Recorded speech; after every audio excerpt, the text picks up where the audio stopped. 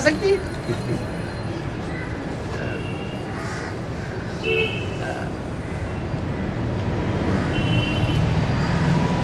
रही अमेरिका वालों की बात,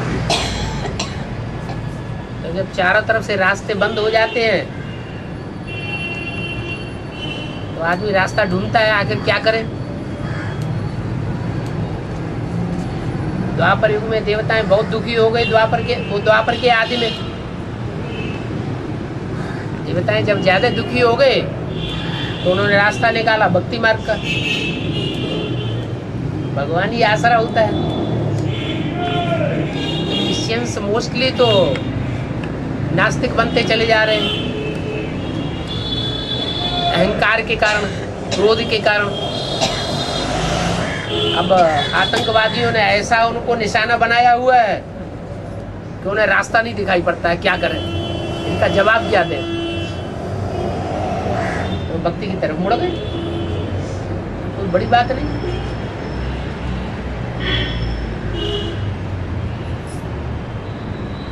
वेद जिस समय लिखे गए हैं उस समय फिर भी सात्विकता थी शास्त्रों में, उनमें सच्चाई है, लेकिन उनका इंटरप्रिटेशन लगातार गलत होता चला गया।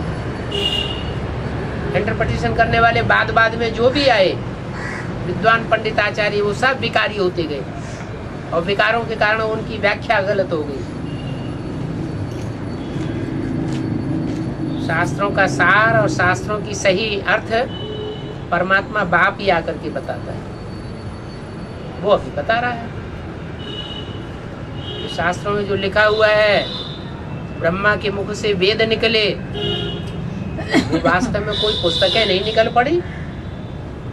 ब्रह्मा के मुख में परमात्मा शिव ही प्रवेश करते हैं और प्रवेश करके जो कुछ बोलते हैं वही वेदवाणी। इसको हम लोग मुरली कहते हैं, परंतु उस मुरली के अर्थ को कोई, उसका अर्थ क्या है, उसका निचोड़ क्या है, उसका मतलब क्या है, नई दुनिया कैसे बनेगी, पुरानी दुनिया कैसे विनाश होगी, ये उसका अर्थ कोई लगाए नहीं सकता सिवाय भगवान बाप आकर के उन मुरलियों का जब तक टीचर बनकर के अर्थ न समझावे। और अर्थ समझाने के बावजूद भी जब तक वही भगवान बाप सदगुरु के रूप में सदगति न करे तब तक सदगति भी किसी की नहीं हो सकती।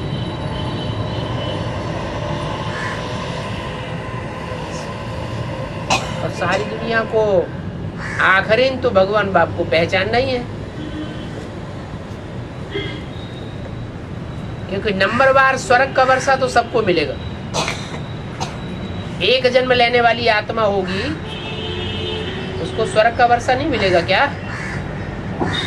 स्वस्थिति का वर्षा नहीं मिलेगा? परमधाम नहीं जाएगी? जाएगी ना।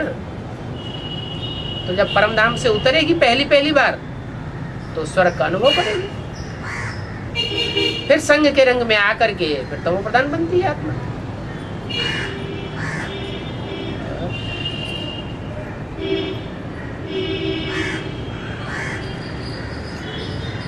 ऊपर से सैटेलाइट नीचे गिरने वाला है, ऊपर से जो सैटेलाइट भेजे अमेरिका वाले सब सैटेलाइट भेजे, सैटेलाइट, हाँ, ऊपर से एक गिरने वाला है जहाँ अमेरिका पर उस पर अब गिरेगा। हाँ, अमेरिका वाले डर रहे हैं। नहीं, ये पत्थर नहीं, वही प्लैनेट ये पत्थर जैसा है बाबा। हाँ, ये बड़ा पत्थर जैसा है।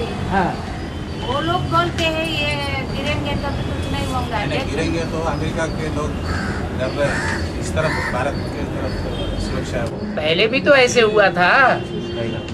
हाँ? एक बार स्काईलैब दिया, हाँ, गिरने वाला था, फिर उस समंदर में गिर गया। 2 दिन से टीवी में दिखा रहे हैं।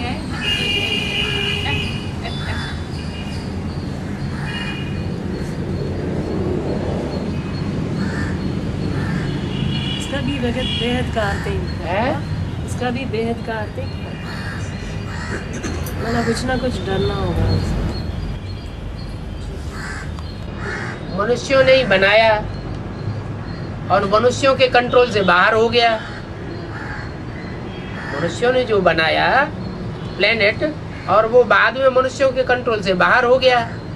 अब पृथ्वी उसको खींच रही है, आकर्षित कर रही है तेजी से, तो मनुष्य ही डरेगा। अपनी बनाई हुई रचना से मनुष्य अगर डरने लगे तो क्या बड़ी बात है। मनुष्य जो कुछ भी कर रहा है उल्टा ही उल्टा कर रहा है।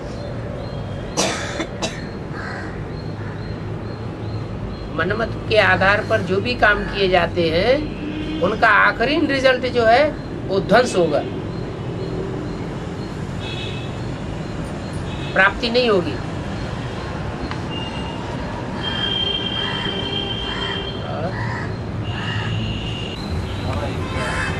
अठारह के बारे में पूरा है? 18 नंबर हाँ, 18 का महत्व है। हाँ, ये कह सकते हो बीच में पूरा कर बीच में आत्मा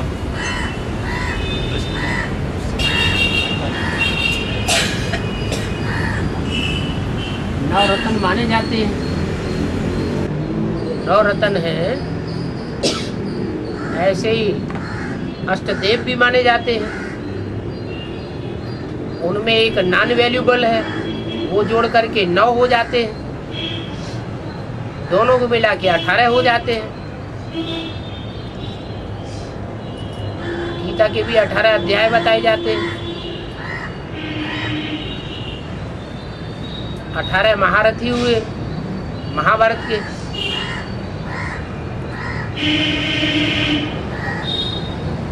अठारह की जो संख्या है वो 8 से जुड़ी हुई है। अष्टदेव और उनकी अष्टदेवियां। 9वां जो नॉन वैल्यूबल है वो और उसकी सहयोगिनी शक्ति,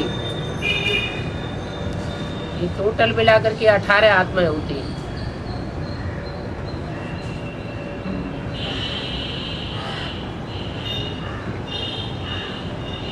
ये विलक्षण गिनती है। ज्योतिषियों ने इसका बड़ा लंबा चौड़ा रहस्य निकाला है।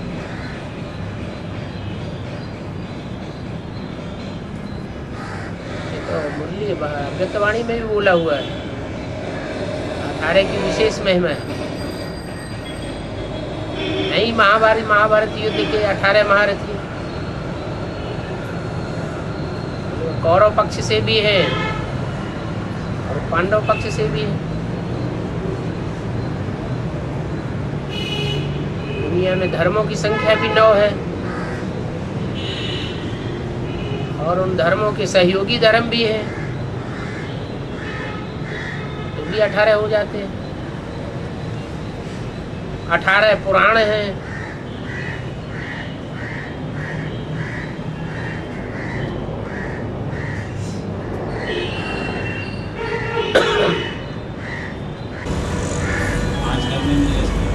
पांच कर्मेंद्रिय, 5 ज्ञानेंद्रिय, प्रकृति तत्व, ऐसा कुछ क्या?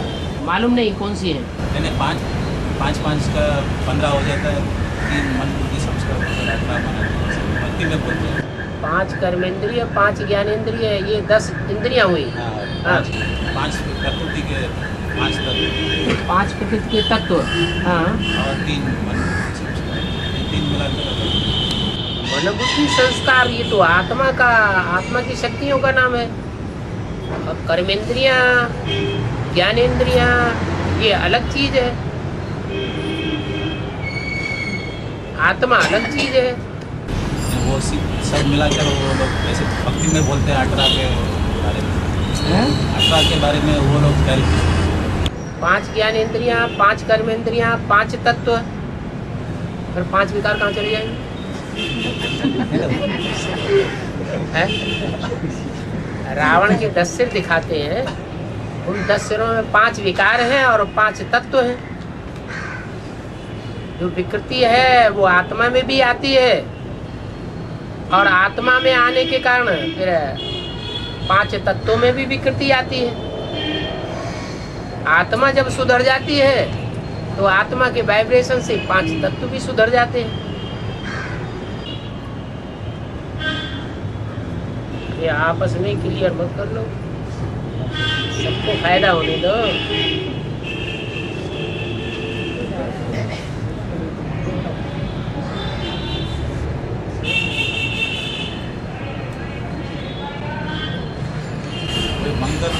है कोई मनुष्य बैठा हुआ है, एक मनुष्य बैठा हुआ है ऐसा कहीं देखा हैं?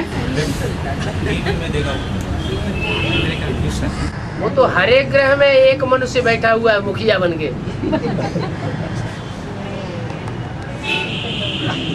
वो जड़ ग्रह है, उस जड़ को चलाने वाला कोई न कोई एक मुखिया तो है आत्मा। अकेले मंगल की बात थोड़ी है। वो सूर्य जड़ है, उस जड़ सूर्य का संचालन करने वाली कोई एक मुख्य आत्मा है, जिसे चैतन्य सूर्य कहा जाता है, ज्ञान सूर्य कहा जाता है। ऐसे ही गुरु है बृहस्पति, वो जड़ है, उसको चलाने वाला कोई चैतन्य है, मुखिया है।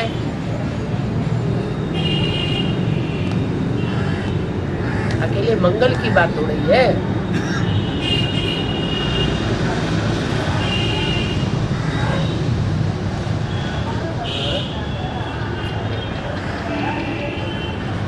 बाबा ने तो यहाँ तक कह दिया कि ये जितने भी सितारे आसमान में दिखाई पड़ रहे हैं वो सब हैं जड़ सितारे आसमान के, और तुम बच्चे हो धरती के चैतन्य सितारे। उन एक एक सितारे के मुखिया, मुख्य रूप से संचालन करने वाली आत्मा यहाँ बैठी हुई है इस सृष्टि पर।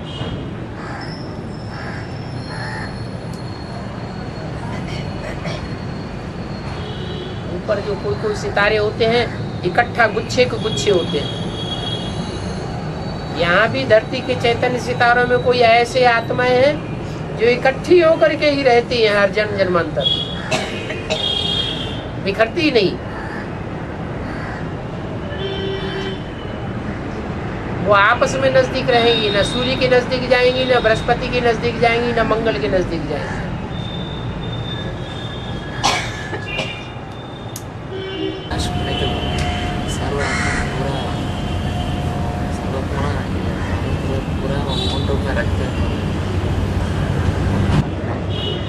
ब्राह्मण परिवार की संख्या कितनी है?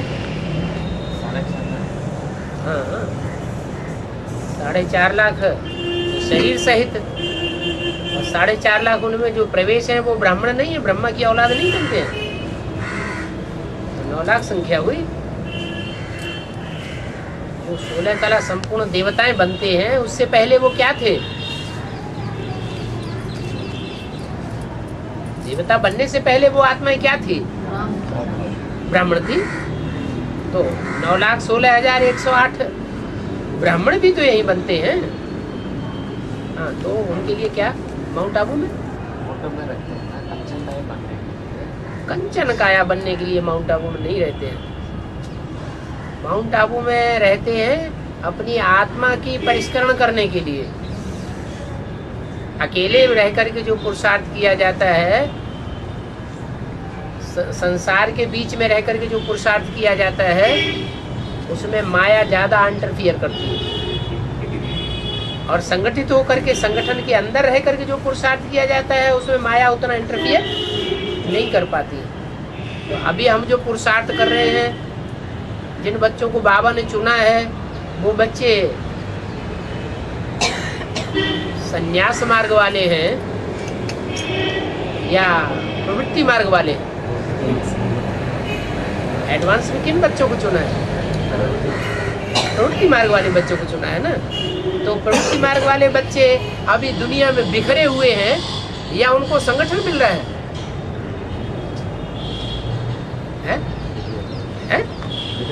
बिखरे हुए, इसलिए माया का असर उनके ऊपर ज्यादा होता है। आप खड़े क्यों? आप आगे बैठ जाइए।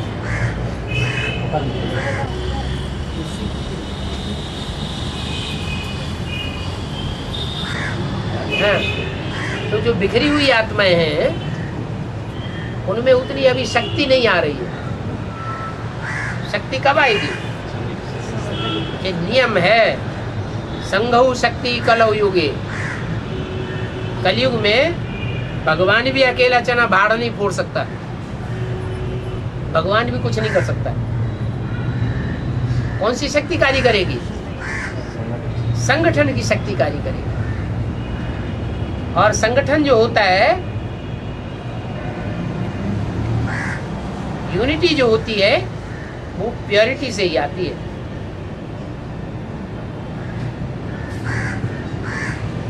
प्योरिटी लाने के लिए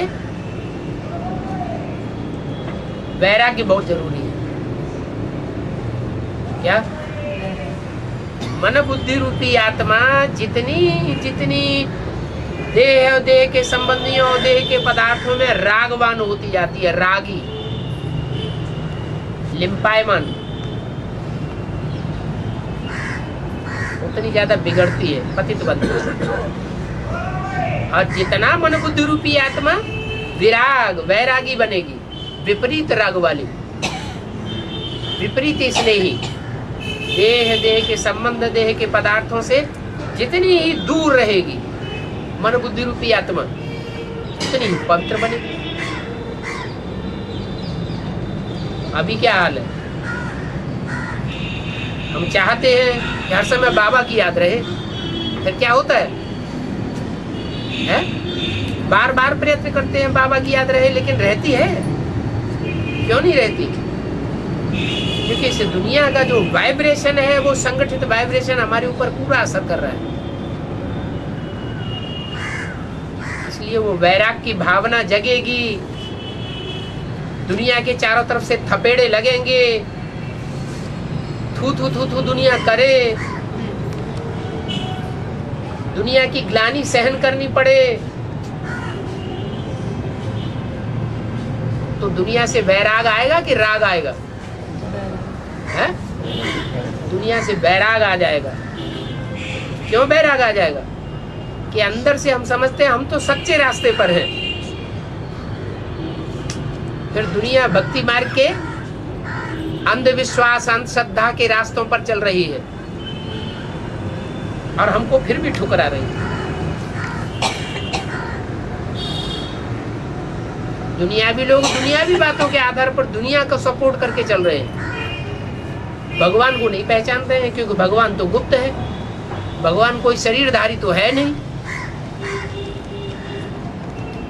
भगवान भी हमारी तरह आत्मा ही तो है, उसको अपना शरीर नहीं होता और हमको अपना शरीर है। तो लोग हमको तो पहचानते हैं, लेकिन भगवान को पहचान नहीं सकते। जब चारों तरफ से मार पड़ेगी, बौछार पड़ेगी, तो उस दुनिया से वैराग आएगा या नहीं आएगा? है? आएगा। इसलिए अव्यक्तवाणी में क्लियर कर दिया, मधुवन वालों को मधुवन छोड़ना पड़ेगा, ज्ञान सरोवर वालों को ज्ञान सरोवर छोड़ना पड़ेगा, और गीता पाठशाला वालों को गीता पाठशालाएं छोड़नी पड़ेंगी। ऐसी क्या बात हो जाएगी? है?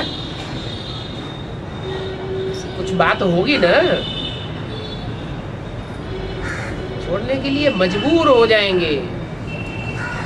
फिर ये दुनिया अच्छी लगेगी? अच्छी नहीं लगेगी। असली वैराग जब तक पैदा नहीं हुआ है, तब तक ज्ञान भी पैदा नहीं होता। असली ज्ञान बोलना बोलना, सुनाना सुनना, समझना समझाना, ये अलग बात होती है। वो रावण भी करता था। क्या? रावण को प्रकांड विद्वान कहा जाता था, शास्त्रों में कहा जाता है, लेकिन कर्म कैसे थे? है? चोरी चकारी जबरदस्ती, ये रावण के कर्म थे। माने प्रैक्टिकल ज्ञान की धारणा नहीं थी। तो ऐसे ही है, ज्ञान सुनना सुनाना, ज्ञान को समझना समझाना अलग बात है, लेकिन प्रैक्टिकल जीवन में धारण की ज्ञान की धारणा दिखाई दे, वो तब होगी जब इस दुनिया से वैराग आएगा। वैराग आएगा, देह देह के संबंध, देह के पदार्थ, उनसे विपरीत राग हो जाए, विराग, उनसे प्यार खत्म हो जाए, तो बार बार बुद्धि उसी तरफ आकर्षित होती रहती है। भले ईश्वरीय ज्ञान कितना भी पक्का कराता है, कि ऐसा भी समय आएगा इस दुनिया में कोई किसी के काम नहीं आवेगा। बाप बाप नहीं रहेगा, बेटा बेटा नहीं रहेगा, पत्नी पत्नी नहीं रहेगी। ऐसे ऐसे स्वभाव संस्कार की विपरीत चलने वाली आत्माएं स्पष्ट नजर में आएंगी और एक दूसरे से निभाए नहीं सकेंगे। ऐसे समय में भगवान ही नजर आएगा। एक शिव बाबा, दूसरा न कोई। अभी हम सिर्फ मुख से कहते हैं, क्या क्या कहते हैं? एक शिव बाबा, दूसरा न कोई। लेकिन प्रैक्टिकल जीवन में क्या नजर आता है लोगों को, और हम भी क्या अनुभव करते हैं? क्या अनुभव करते हैं? कि तन की शक्तियां, मन की शक्तियां, धन की शक्तियां जो भी हमारे पास मौजूद हैं, उन सबको त्याग करके क्या हम भगवान की तरफ मुड़ गए हैं?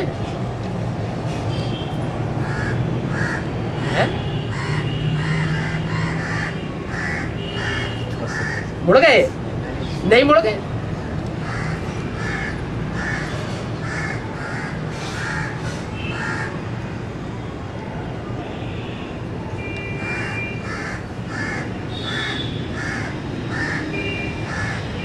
वाक्य बोला हुआ है,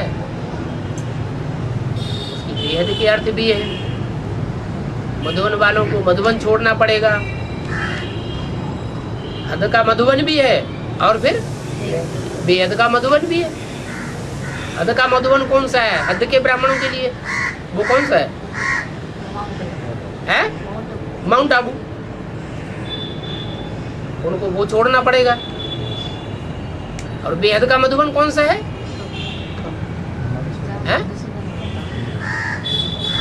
बेहद का मधुवन कौन सा है?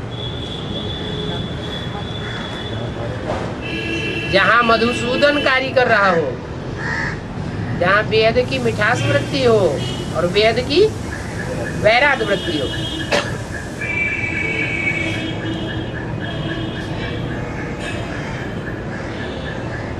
वो बेहद का मधुवन है। उस मधुवन में जो वास करने वाले हैं, चाहे हद का हो चाहे बेहद का हो, उनको मधुवन छोड़ना पड़ेगा।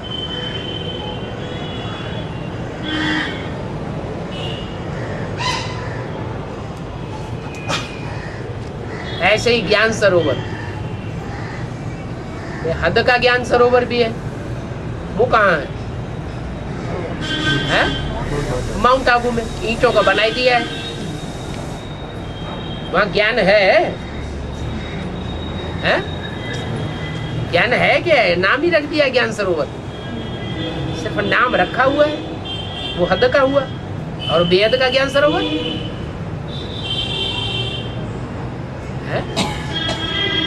जिनकी बुद्धि में ज्ञान का मनन चिंतन मंथन चलता रहता है और आपस में संगठित भी है नंबरवार पुरुषार्थ अनुसार, वो ज्ञान का सरोवर। मनन चिंतन मंथन की ऊंची स्टेज में रहने वाली आत्माएं नंबरवार देह और देह की दुनिया से परे हैं, लेकिन है नंबरवार।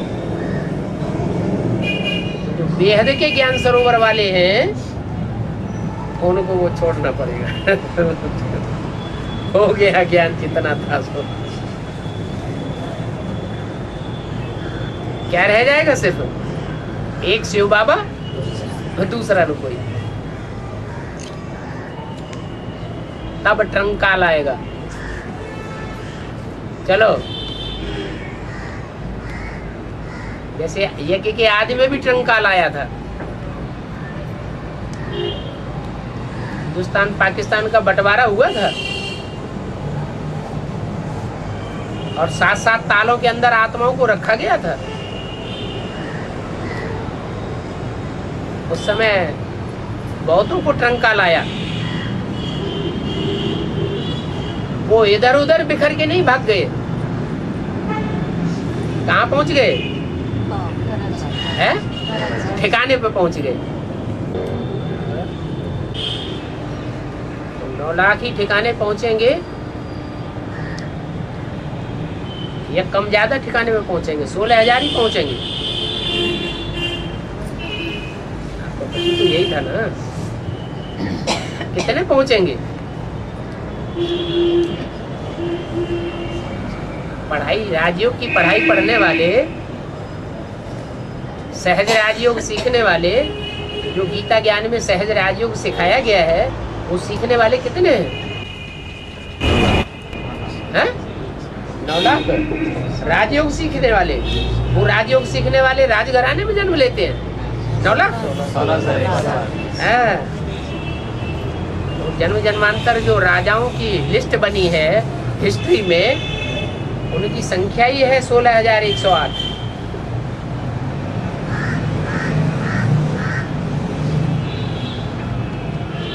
तो 16,108 आत्माओं का तो निश्चित ही है क्या? उनको ठिकाना तो मिलेगा ही, लेकिन बाकी है, बाकी जो प्रजा वर्ग में जाने वाली हैं वो नहीं पहुंचेंगी। राजा नहीं मिलते हैं? एक जन्म को भी राजा नहीं मिलता। प्रजा वर्ग को कहाँ राजाई मिलती है? जिन्होंने राजयोग सीखा होगा वही राजाएं बनेंगे। जिन्होंने राजयोग भगवान बाप से सीखा नहीं, वो राजाएं कैसे बनेंगे? दुनिया में कोई ऐसा, हिस्ट्री में ऐसा स्कूल कॉलेज खुला है जहाँ राजाई की शिक्षा दी जाती हो?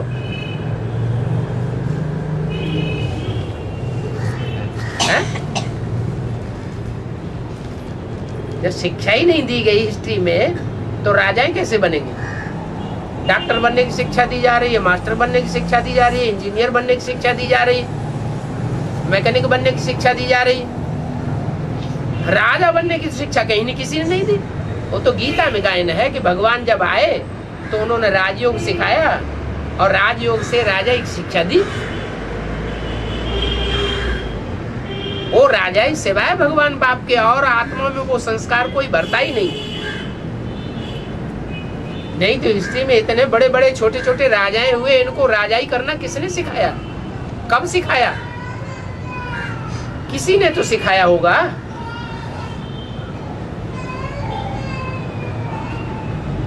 लौकिक बाप होते हैं, उनका हद का वर्षा होता है। लौकिक टीचर होते हैं, उनका हद का वर्षा होता है।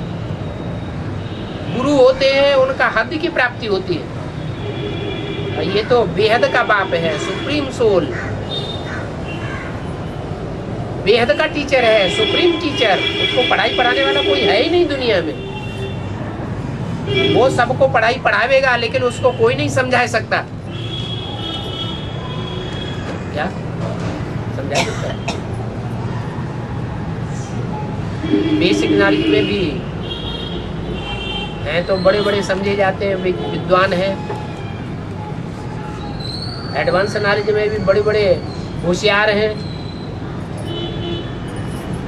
ढेर सारी पार्टियां निकाल करके बैठे मुकाबला कर रहे हैं, लेकिन इतनी किसी में दम है कि आमने सामने बैठ करके समझाए, पढ़ाई पढ़ाए। अरे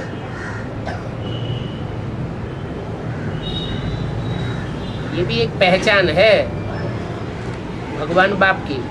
क्या है कि वो सबको पढ़ाई पढ़ाने वाला है, आगे पीछे, आज नहीं तो कल, लेकिन उसको कोई पढ़ाई पढ़ा नहीं सकता। कितने पहुंचेंगे माउंट आबू? यही आपका प्रश्न था ना? है कितने पहुंचेंगे?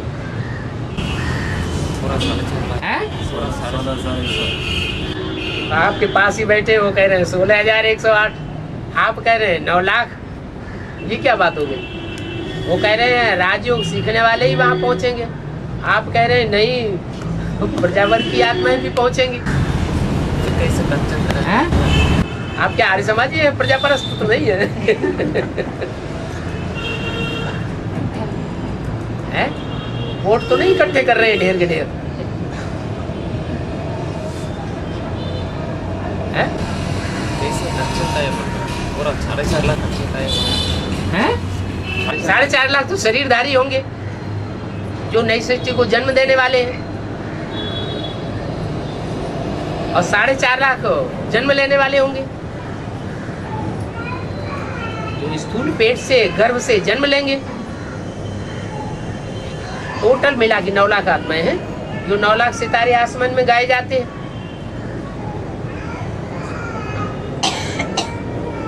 सारी दुनिया में जब पुरजोर से अंधेरा हो जाएगा, अंधेरा ही अंधकार होगा, उस समय वो 9 लाख आत्माएं रोशनी मारेंगी,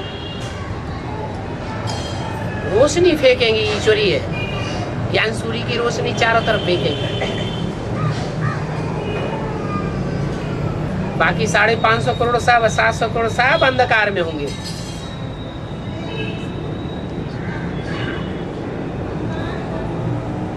वो 9 लाख है ज्ञान सूर्य की किरणें।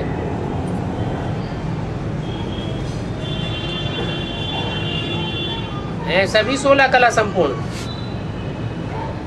बनने वाले। प्रश्न आपका तो ये है कि माउंट आबू में कितने लोग जाएंगे?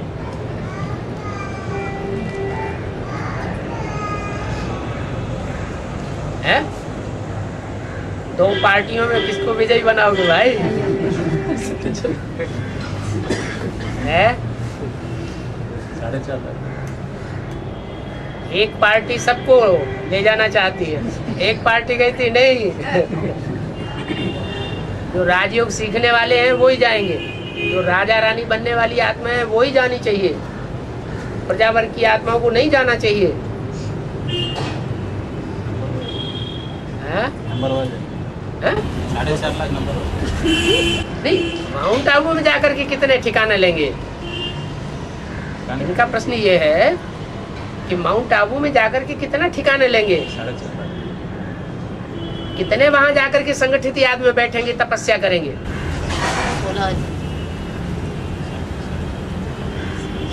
कितने बैठ करके अपनी आत्मा को कंचन बनाएंगे? शरीर तो कंचन बनने वाले हैं नहीं जब तक टोटल विनाश दुनिया का ना हो। अरे किसको वोट देंगे? अभी तो प्रजातंत्र राज्य चल रहा है। अभी कोई ये राजा का राज्य तो नहीं चल रहा है?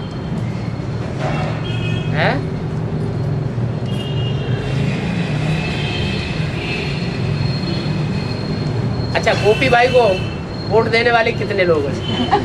गोपी भाई कहते हैं कि 9 लाख जाने, वो कितने 16,000 जाने चाहिए, और रामचंद्र भाई कहते हैं 16,000 नहीं 9 लाख भी जाने चाहिए। राजा वर्ग की और प्रजा वर्ग की सभी आत्माएं जानी चाहिए। गोपी भाई को वोट कौन कौन दे रहा है? 2 3, एक दूसरे को देख देख करके हाथ उठा रहे हैं। 3 4 5 6 7 8 9, चलो 9 तो निकले। अच्छा, और बाकी रामचंद्र भाई को सारे वोट दे रहे हैं, ये मान लिया? अच्छा, हाथ उठाओ तब माने। रामचंद्र भाई को वोट कौन कौन दे रहा है? 4.5 तो होगा। जब 4.5 जाएंगे तो उनमें प्रवेश करने वाले नहीं जाएंगे वहां, क्या ऊपर बैठ जाएंगे? हैं? अरे वहाँ स्थूल पेट से जन्म लेंगे तो यहाँ तो बुद्ध रूपी पेट में रहेंगे ना, वो छोड़ देंगे क्या?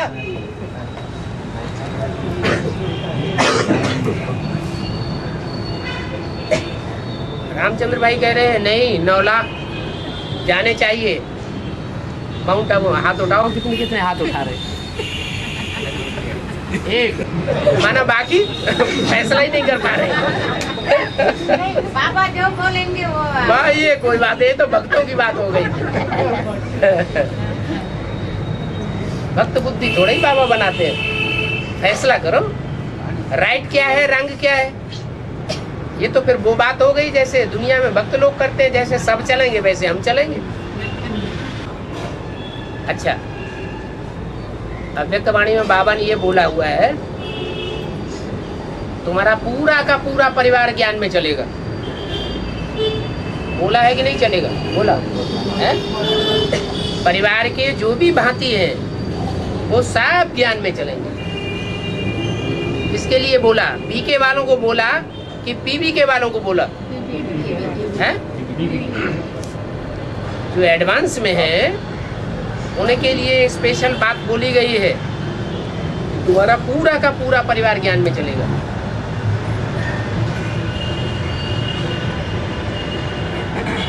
क्या मतलब हुआ? ज्ञान में चलेगा का मतलब क्या हुआ?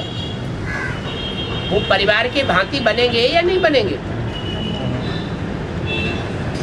जो भी राजयोग सीखने वाले हैं उन 16,000 राजयोगियों के घर के भांति बनेंगे या नहीं बनेंगे? यथा राजा तथा प्रजा की लिस्ट में आवेंगे या नहीं आवेंगे? है? आवेंगे। जब भांति बन गए परिवार के तो नाव उठ रही है, लंगर उठ रहा है, जहाज जा रहा है पार। ये दुनिया है विषय सागर, और विषय सागर से पार क्षीर सागर में जहाज जा रहा है। तो अपने भांतियों को कोई छोड़ देता है क्या? या भांति पल्ला छोड़ देंगे? छोड़ देंगे? हाँ, पीके वाले वो भांति नहीं कहेंगे, परिवार के सदस्य नहीं कहेंगे। क्यों? है? हाँ, एक तो पहचाना नहीं, पहचाना तो यहाँ लौकिक संबंधियों ने भी नहीं पहचाना।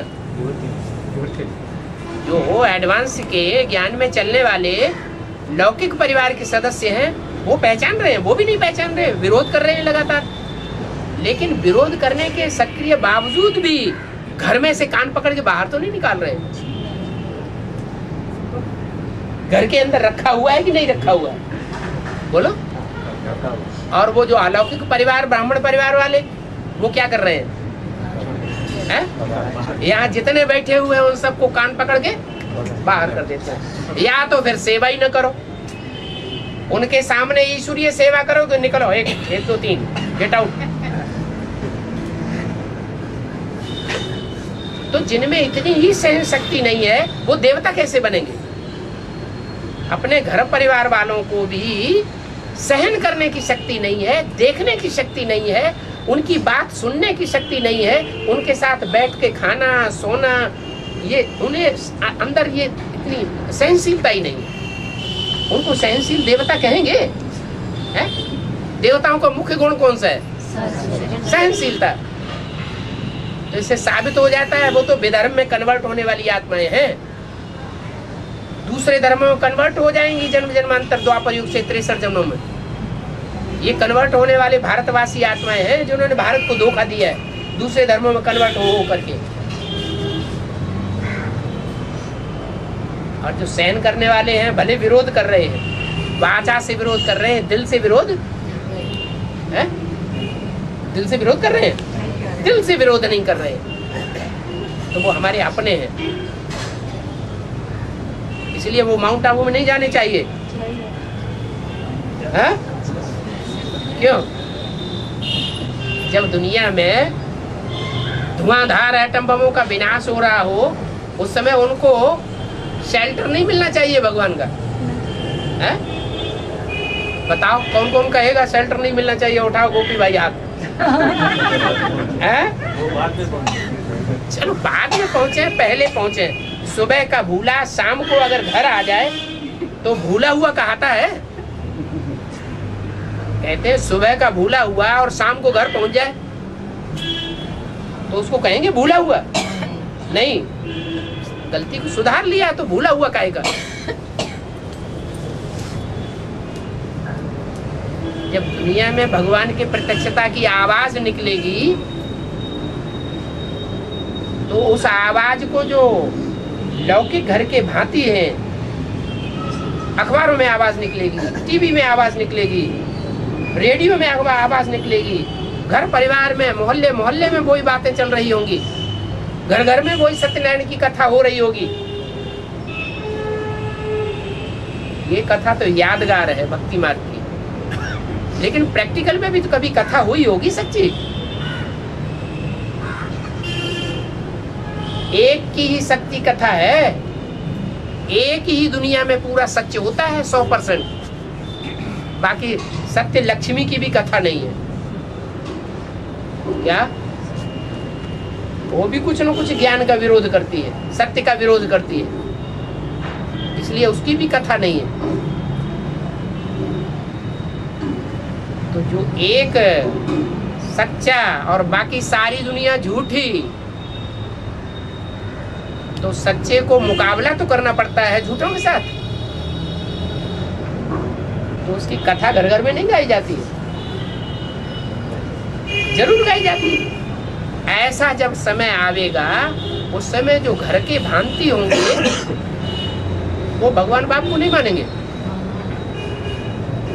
हैं?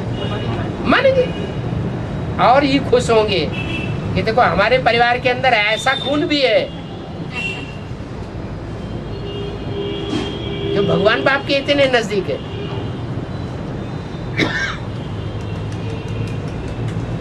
इसलिए मुरली में बोला है,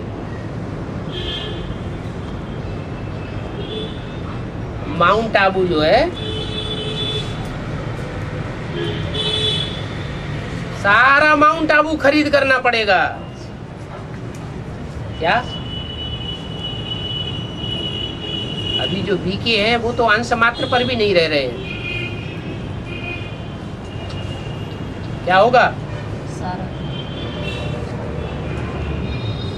वो ऐसा तीर्थ स्थान है दुनिया का जिसकी महिमा तुम बच्चों ने जानी, सारी दुनिया नहीं जानेगी, ना उस जमीन की कीमत लगाएगी। वो बैंकों में जमा करते रहेंगे, पोस्ट ऑफिस में जमा करते रहेंगे, क्या कंपनियों में पैसा लगाते रहेंगे, बड़े बड़े धंधे धोरियों में पैसा लगाते रहेंगे, बड़ी बड़ी मल्टी मिलियन बनाने में पैसा लगाते रहेंगे, मल्टी स्टोरी बनाने में पैसा लगाते रहेंगे। माउंट आबू का उनको महत्व तो बुद्धि में नहीं बैठेगा।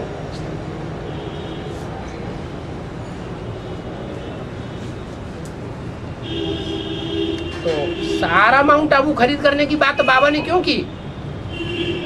कोई कारण होगा? क्या कारण है? हाँ, 9 लाख आत्माओं को रहने के लिए स्थान तो चाहिए ना, स्थान भी चाहिए, फिर उनको खाने पीने के लिए कुछ तो चाहिए। भले योगियों की भूख कम हो जाती है, फिर भी तो कुछ चाहिए ना।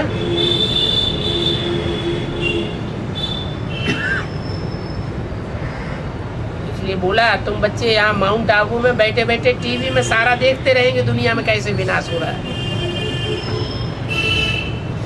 एटम बम फटते रहेंगे, एक एक शहर करके बर्बाद होते रहेंगे, और तुम टीवी में बैठे बैठे देखते रहेंगे।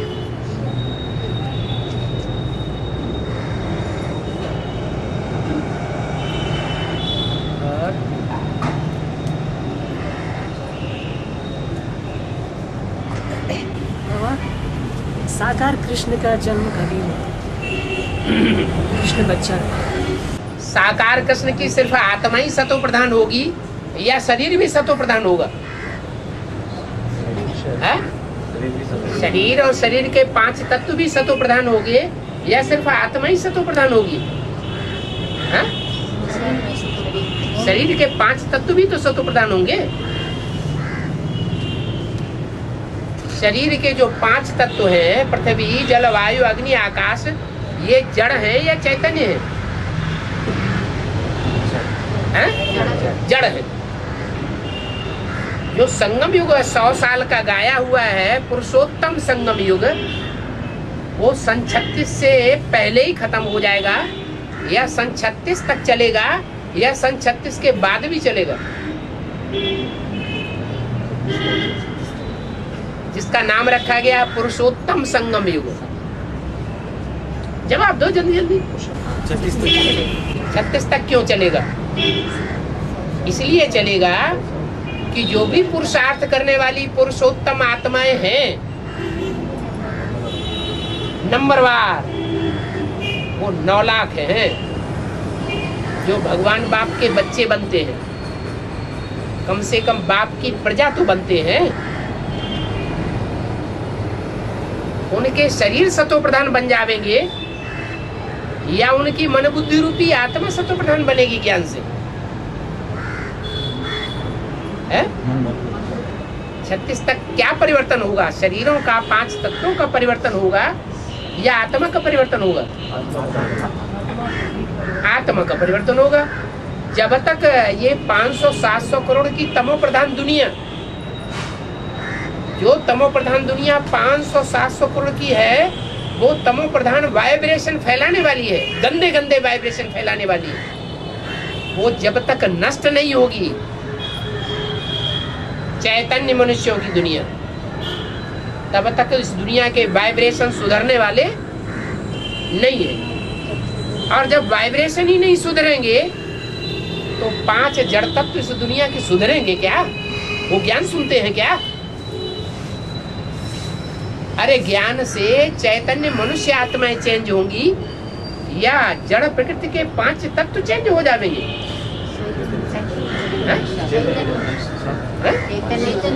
चैतन्य आत्मा ही चेंज होती है और चेंज होकर के पुरुषों में उत्तम बनती है, उत्तम बनने का पार्ट बजाती है। इसलिए 100 साल का पुरुषोत्तम संगम युग है। किसके लिए? आत्माओं के लिए या 5 जड़ तत्वों के लिए? आत्मा।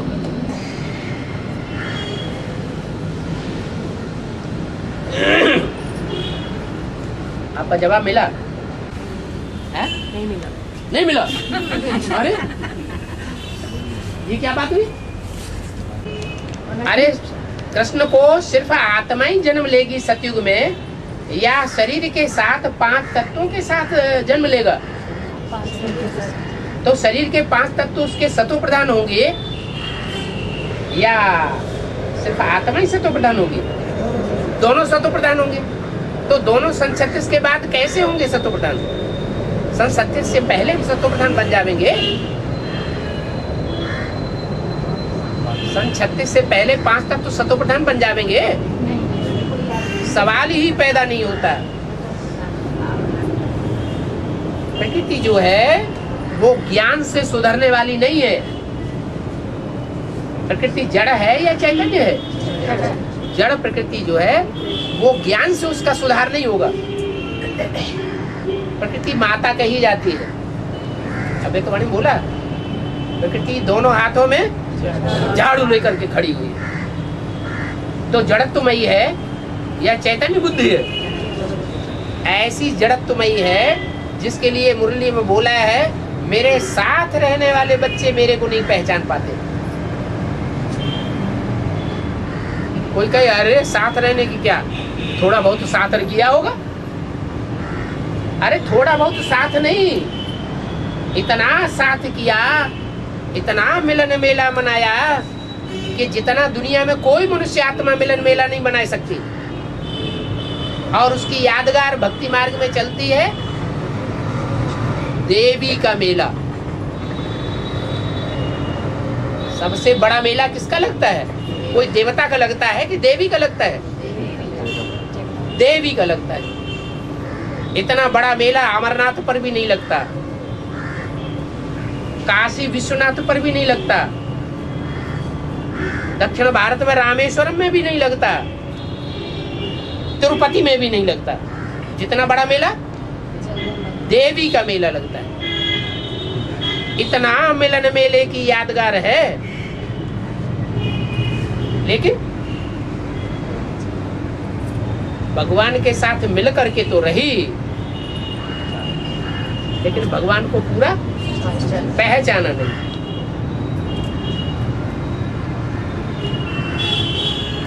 जड़ बुद्धि होने के कारण नहीं पहचाना या चैतन्य बुद्धि होने के कारण नहीं पहचाना? इसका प्रूफ क्या कि नहीं पहचाना? कोई प्रूफ होना चाहिए ना। क्या प्रूफ है? हैं? छोड़ के चले जाए? छोड़ के चले जाने की भली बात बताइए। भगवान के लिए तो गायन है क्या?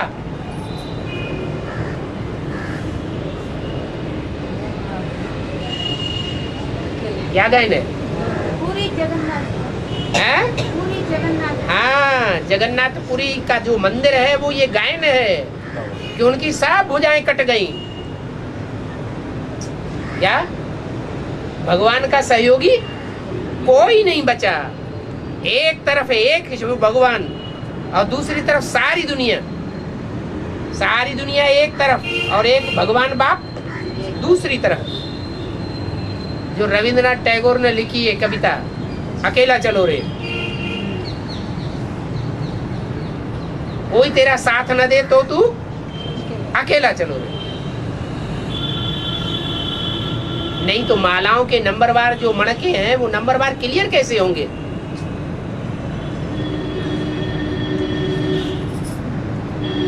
एक आत्मा एक तरफ हो जाती है और सारी दुनिया दूसरी तरफ होकर के संसार के साथ विरोधी बनकर के पार्ट बजा लेती है। हाँ। जैसे बाबा को सब छोड़ देते हैं, हाँ? जैसे बाबा के ऐसे सब छोड़ देते हैं क्या बच्चों के तो लिए भी ऐसा साथ होगा? नहीं, इनका प्रश्न अभी प्रसंगांतर न करो। प्रश्न ये है कि वो साथ छोड़ देती है भगवान का।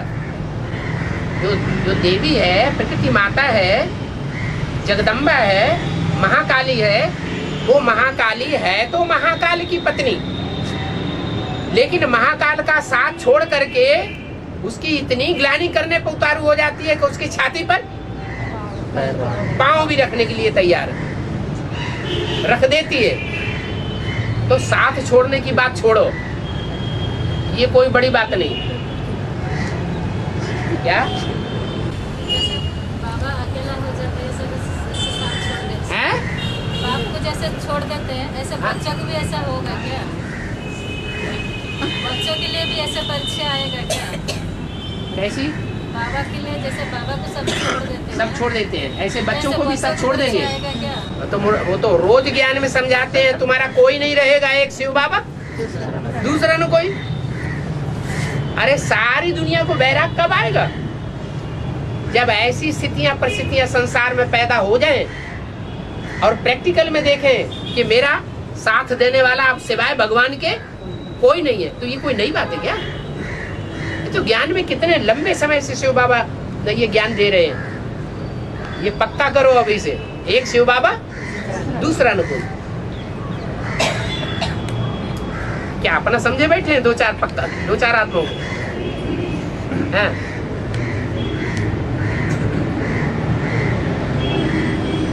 तो साथ न निभाना ये कोई बड़ी बात नहीं। हाँ, आदि से अंत तक साथ निभाने में नंबरवार तो हो ही जाएंगे। विष्णु को भुजाएं दिखाई जाती हैं, सहयोगी। शंकर को भुजाएं नहीं दिखाते। वो पार्टी ऐसा विलक्षण है जो तुम बच्चे भी समझ न सको। नहीं समझते हैं तो साथ छोड़ देते हैं। कोई थोड़ा साथ निभाते हैं, कोई लंबे समय तक साथ निभाते हैं। तो साथ निभाने वालों की लिस्ट में वो प्रकृति माता बहुत साथ निभाया। साथ निभाने की बात नहीं है, कोई और बात है जो भगवान बाप को नहीं पहचाना, ये कहा जाए। कृष्ण को भगवान है? ये भी बात है। जब कृष्ण की आत्मा जो जगदम्बा का पार्ट बजाने वाली है, मूल रूप में, वास्तविक रूप में, वही गीता के भगवान को नहीं पहचान सकती, तो कृष्ण की आत्मा जिस डब्बे में प्रवेश करेगी वो चैतन्य डब्बा कैसे पहचान लेगा?